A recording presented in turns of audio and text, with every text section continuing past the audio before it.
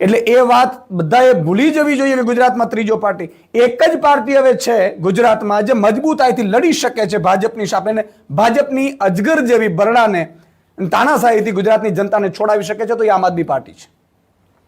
આમ આદમી પાર્ટી વિસાવદરની જનતાને કહેવા માંગે છે, હું અપીલ કરું છું વિસાવદરની જનતાને કે એક પણ મત તમારો વેડફતા નહીં.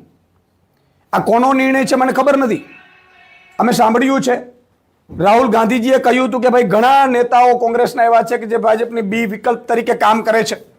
એમનો છે કે કોનો નિર્ણય છે ખબર નથી, પરંતુ એક વાત બહુ ક્લિયર છે, ગુજરાતની જનતા એ મન બનાવીને બેઠી છે, વિસાવદર બેઠી છે કે કોઈ પણ રીતે ભાજપને હરાવો, ભાજપની તાનાશાહીને ખતમ કરો.